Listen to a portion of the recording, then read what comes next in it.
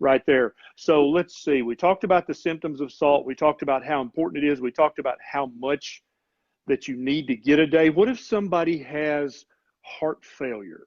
Because Hmm. that throws a wrench in the gears. Maybe let's talk about that. So should somebody with the early stages of heart failure, should they limit salt?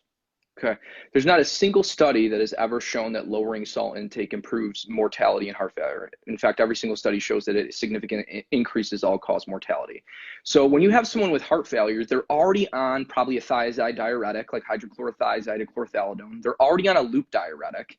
You're already putting them on an ACE inhibitor, an aldosterone blocker. These are things that are basically ridding the body of salt. And so literally the most common symptom in heart failure patients is low sodium levels in the blood. Literally about Yep. 1 out of 4, 1 out of 3 heart failure patients have this.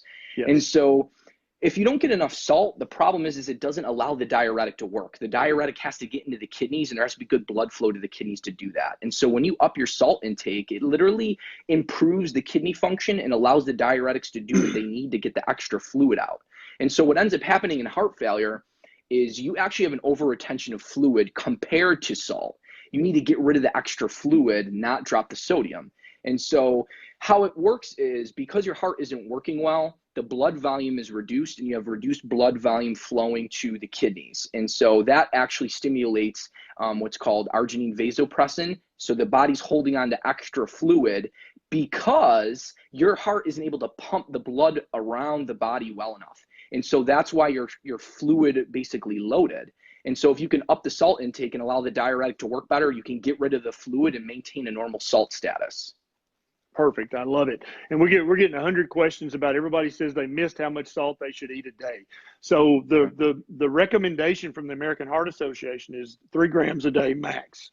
Yep. But I recommend that you get much more salt than that. I think in your book you talk about that if you just leave humans to their own devices, they want to ingest what, 5 to 7 grams a day? Yeah, honestly, the normal intake is about 3.5 to about 6 grams of sodium, which is about 8 to 10 grams of salt per day.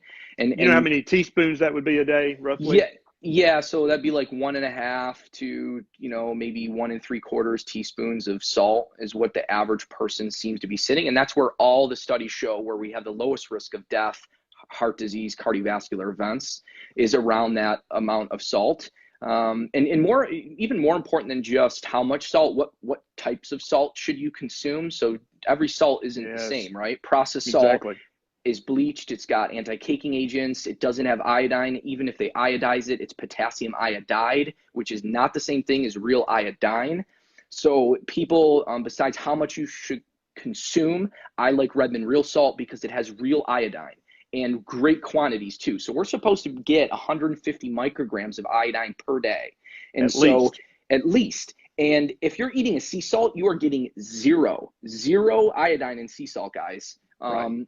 So if And you then if can, you're using the Umbrella Girl salt, it says that it's iodized, but mhm. it's got the wrong kind of iodine. And I've heard from multiple authorities that a lot of the iodine sublimates out of the salt as it sits on the shelf for months and months or on the ship from China. And so Umbrella Girl salt says it has iodine, but it's not any kind of iodine you can use. And probably by the time it makes it to your kitchen, most of the iodine has sublimated or just it went from a solid to a gas and just left the salt. And so my favorite, I was going to ask you what your favorite salt Hmm. is. My favorite salt is Redmond's. We like other salts for taste, but when it comes to the mineral profile, you can't beat Redmond's. And I've said this before, but Redmond's comes from an ancient sea in Utah, and it's buried under 30 feet of clay. And so this is the most pristine pollutant-free salt that you could possibly find, in my opinion. I mean, yeah, Himalayan potentially comes from under a mountain, but you don't know a lot about how it's processed between here and there. But Redmond's Real Salt, man, it's my favorite. I think that you really can't do better than Redmond's Real Salt. Talk about the mineral profile Yeah. and what you should look for in a salt besides just sodium and chloride. Yeah, so basically, so Redmond's will give you if your entire daily intake of salt comes from Redmond Real Salt, you're gonna get about 170 micrograms of iodine. Compared to if you grab a regular sea salt, you'd be lucky to get 5 micrograms of iodine. Right, right, right. And the problem with sea salt too is our oceans have 15 trillion tons of plastic, and this is getting into the Right. sea salt, right? And so when you're pulling from an ancient ocean like Redmond, you're not going to have the microplastics and nanoplastics as well. And then it also has great amounts of calcium. You'll get about 40 milligrams of calcium too, and it's got decent amounts of magnesium. So yeah, it's definitely a high mineral salt. Yeah. And so everybody's asking about Himalayan.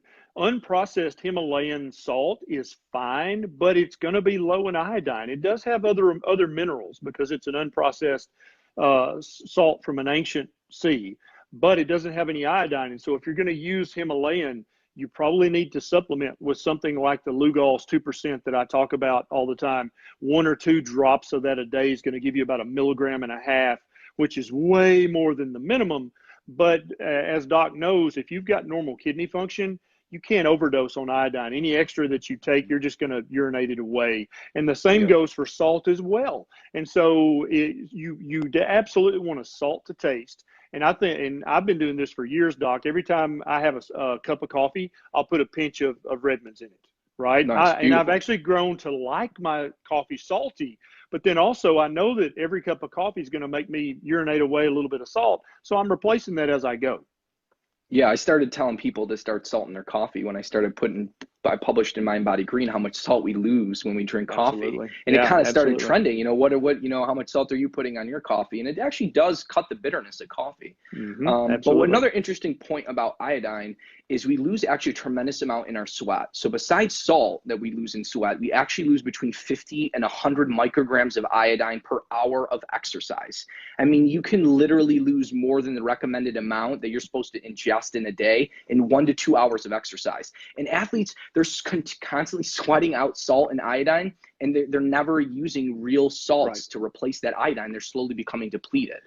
Right. And there are parts of the country, even back in the 20s and the teens, the soil was iodine depleted. Mm-hmm. There was just no Yep. iodine. It's like the Minnesota, Wisconsin, Iowa. It was called the Mm-hmm. goiter belt because everybody there had a goiter or a swollen thyroid because the thyroid was having to work so hard because there wasn't enough iodine.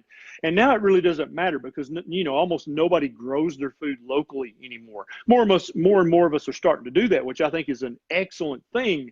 But a lot of soil is just depleted in iodine.